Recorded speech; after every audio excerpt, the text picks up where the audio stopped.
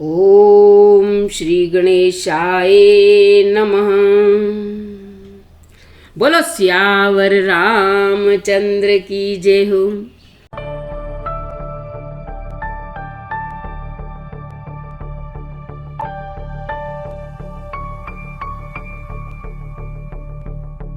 हमने पिछले एपिसोड में देखा कि भरत जो है राज्य लेना नहीं चाहते। गुरु और माता ने बहुत समझाया, लेकिन उन्होंने स्पष्ट इनकार कर दिया कि मैं राज्य नहीं लूँगा, अपने भाई राम को ही राज्य दूंगा। तो आज की कथा में हम देखेंगे कि भगवान को मनाने के लिए उनका छोटा भाई भरत जाता है।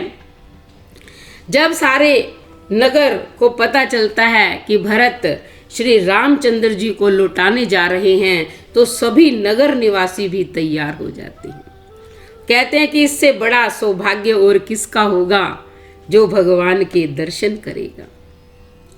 माताएं भी प्रसन्न हैं। उन्होंने भरत को कहा कि पुत्र, हम भी तुम्हारे साथ चलेंगे। सुबह होते ही पूरे जितने भी रथ थे, घोड़े, हाथी सब सजाए जाते हैं।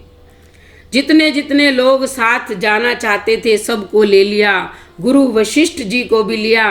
भरत ने कहा कि हे गुरुदेव, आप राज तिलक का सामान साथ लेकर चलो, क्योंकि हम वही वन में उनको राजा बनाकर और फिर वापस घर ले आएंगे, बहुत साज के साथ ढोल नगाड़े बजाते हुए उनका स्वागत करेंगे। सब लोग प्रसन्न हो जाएंगे और मेरे मन को भी तभी शांति मिलेगी, क्योंकि इस मेरी माता ने तो बहुत गलत काम कर दिया है। रथ पर गुरु वशिष्ठ राज तिलक का सामान और भी जितने ब्राह्मण विद्वान थे सबको साथ लिया। माताओं को एक रथ में चढ़ाया और खुद भरत जो है वो पैदल जा रहे हैं। देखो, आज वर्तमान के अंदर भाई भाई का दुश्मन बना हुआ है।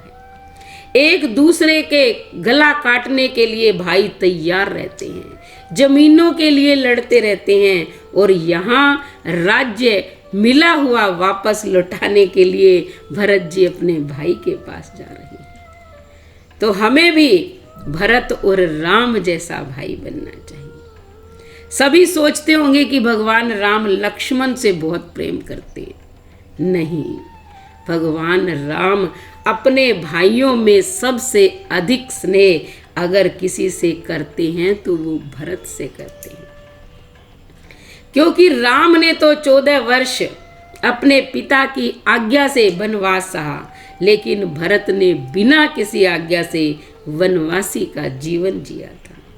इसलिए भरत का चरित्र और भी महान है। तो सभी लोग जो है तैयार हो जाते हैं।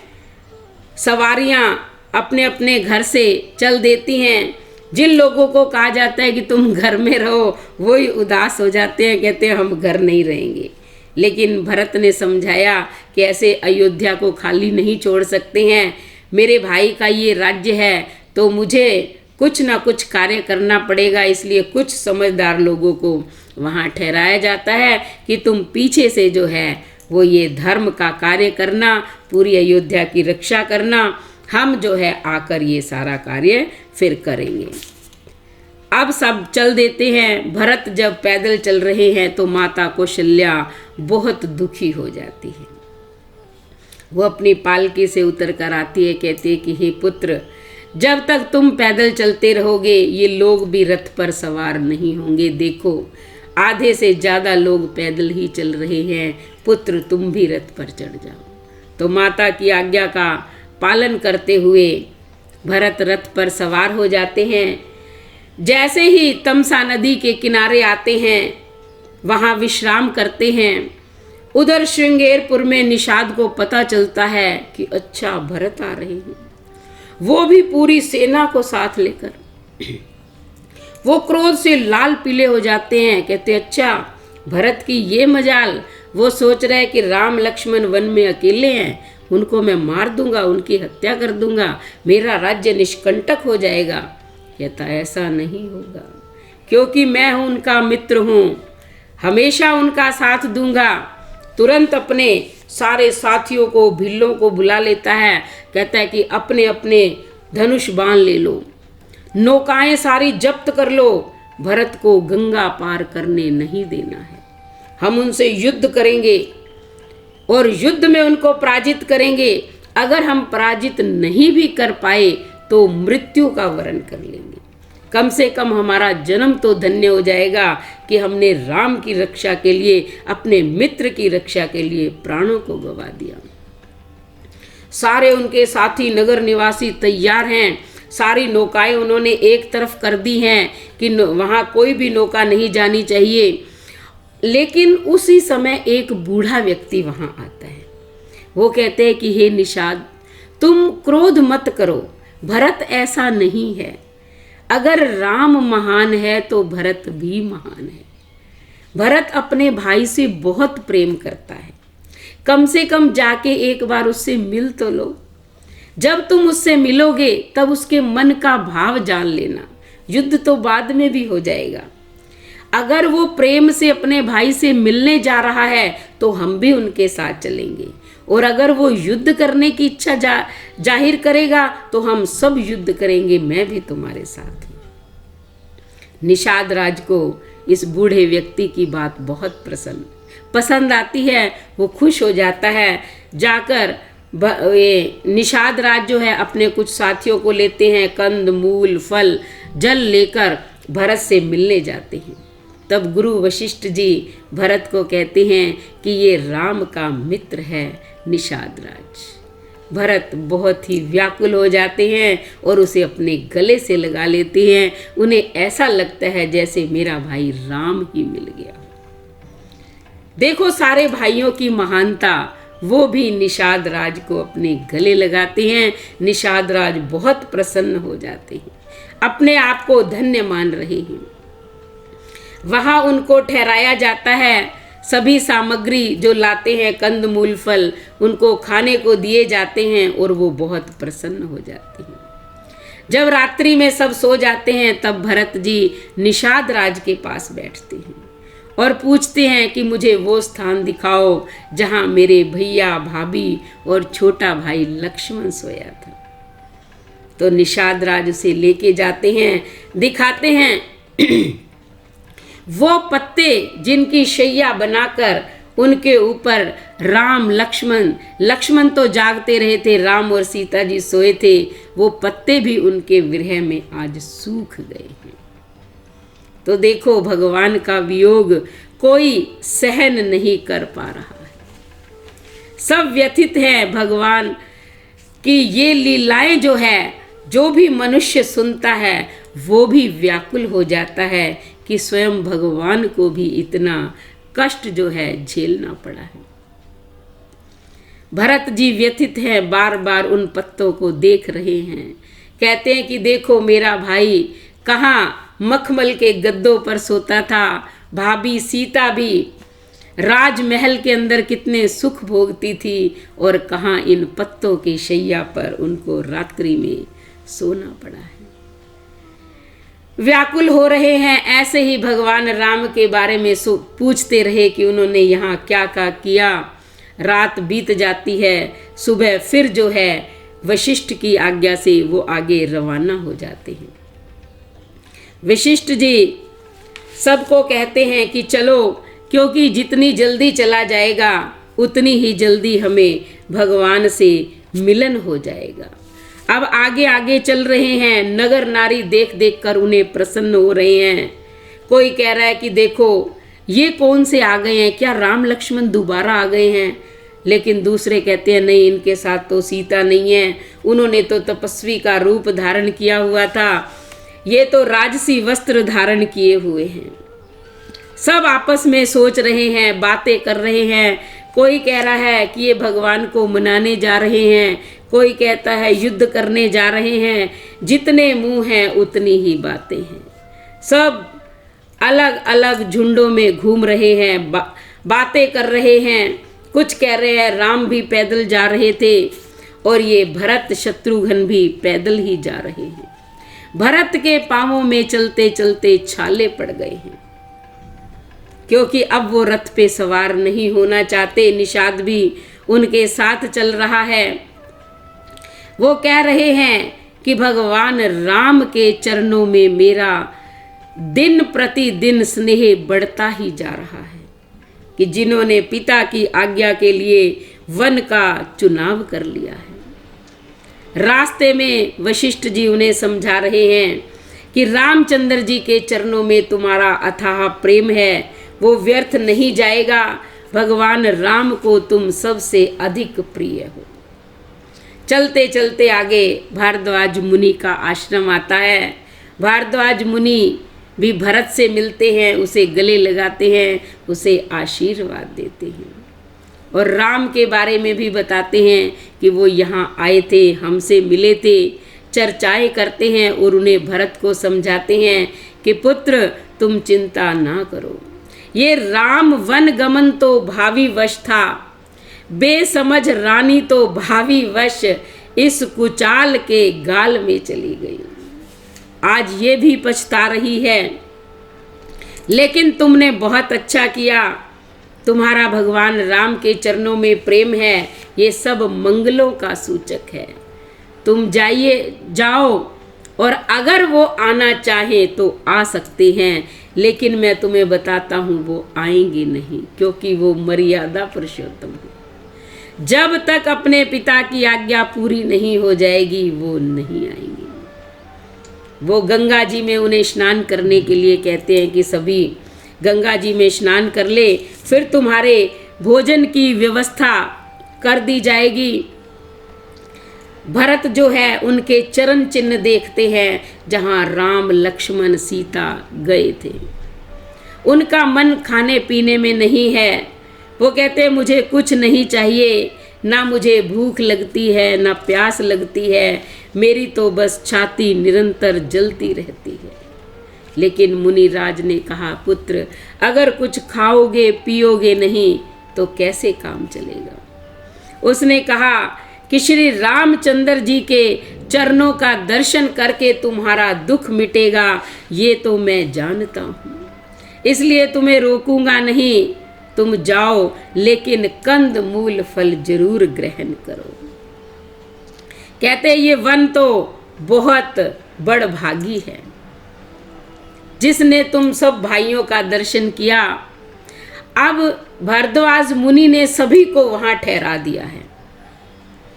ऋषियों में इतना तप बल था, उन्होंने तुरंत रिद्धि और सिद्धि को बुलाया कि मैंने इतने बड़े राजा को आमंत्रित तो कर दिया कि तुम्हें भोजन कराऊंगा। भरत तो कंद मूल फल खा लेगा, लेकिन ये नगर निवासी क्या खाएंगे। तुरंत रिद्धि सिद्धि अपना सौभाग्य मानकर चली आती हैं और मुनि के आश्रम के आसपास अनेक कुटियाओं का निर्माण कर देती हैं। सुंदर सुंदर स्वादिष्ट भोजन बना देती हैं ताकि सभी अयोध्यावासी प्रसन्न होकर भोजन ग्रहण कर सके। ये सब ऋषि के तप बल का प्रभाव था, उन्हीं का वैभव था। इस वैभव को देखकर ब्रह्मा जी भी चकित हो जाते हैं। भरत मुनि यानी कि भरत जी हैं, उन्हें भी उनका जो आचरण है वो मुनियों की तरह ही है। जब उन्होंने भारद्वाज मुनि का ये वैभव देखा तो वो प्रसन्न हो गए। उन्होंने लोकपालों को भी यहाँ तुच्छ माना है।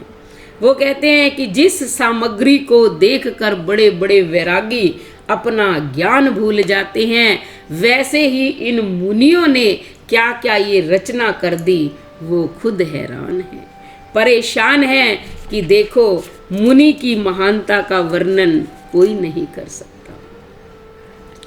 अब आगे जो है वो सुबह जब होती है, रात्रि तो विश्राम करके बीत जाती है। सुबह कहते हैं कि हे भारद्वाज मुनि, अब आप हमें आज्ञा दीजिए और बताइए कि मेरा बड़ा भाई राम कहाँ गया है भाभी और लक्ष्मण के साथ। तो भारद्वाज जी कहते हैं कि हे भरत, तुम सीधे चले जाओ, आगे प्रयागराज है, संगम में स्नान करना, उसके बाद चित्रकूट आएगा।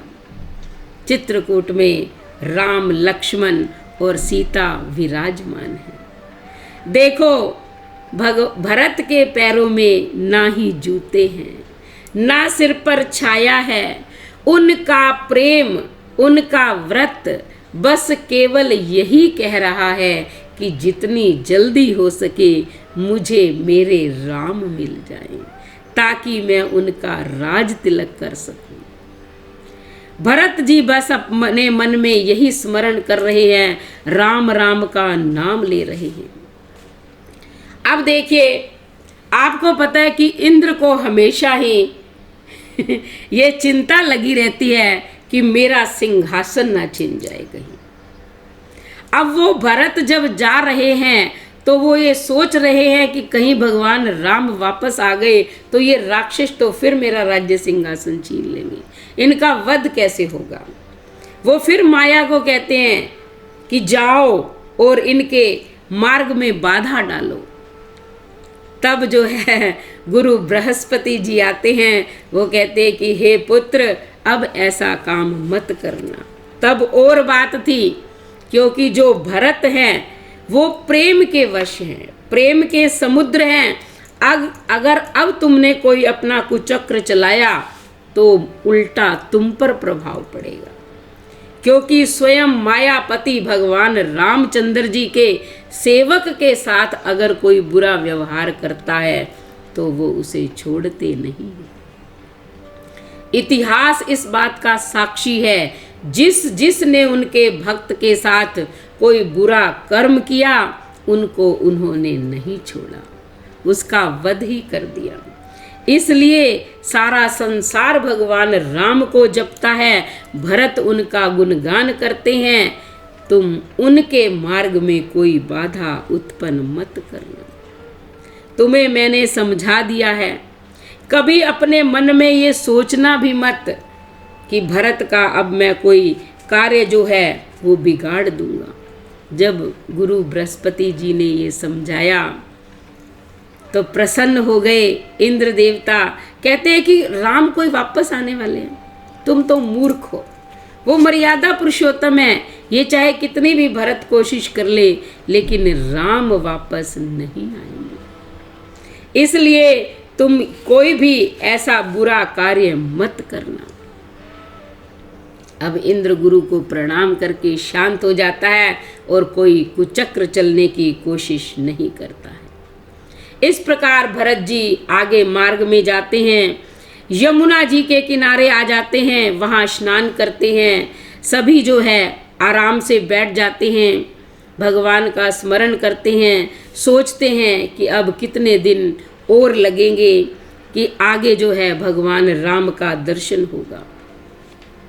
नगर निवासी भी उनसे पूछ रहे हैं कि तुम कहाँ जा रहे हो, तो उन्होंने बताया कि हम राम को राज तिलक वापस देना चाहते हैं। मेरी माता ने ये गलत काम कर दिया, उसका पश्चाताप मुझे भी है। ये भरत पिता के दिए हुए राज्य को त्याग कर आज केवल फलाहार करते हुए अपने भाई को मनाने जा रहे हैं। ये सोच सोच कर नारी और नर बहुत प्रसन्न हो रहे हैं। कहते हैं कि केकई के योग्य ये पुत्र नहीं था, भाग्य ने क्यों इस केकई को ऐसा आदर्श पुत्र दिया।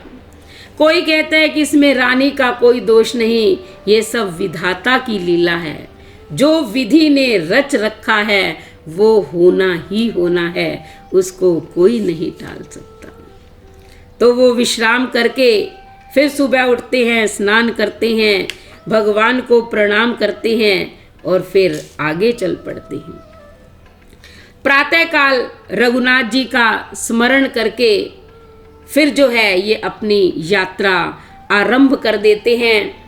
तो जो राम का मित्र है निषाद राज, वो उन्हें कामदगिरी पर्वत दिखाता है कि देखो ये पर्वत है, ये ऊंचाई पर है, आप इस पर चढ़कर देखो, वहाँ से आपको चित्रकूट दिखाई देगा जहाँ मेरे प्रभु राम विराजमान हैं। फिर हम पैदल चलेंगे, उस पर चढ़कर भरत देखते हैं, उन्हें चित्रकूट पर कुटिया दिखाई दे रही है जो राम लक्ष्मण सीता की बनी हुई है। तो वहाँ अब प्रातःकाल जो है ये चित्रकूट के लिए प्रस्थान करते हैं। तो आज की कथा को हम यही विराम देते हैं। कल हम आपको बताएंगे कि किस प्रकार भरत का राम से मिलन होता है चित्रकूट में। जय श्री राम।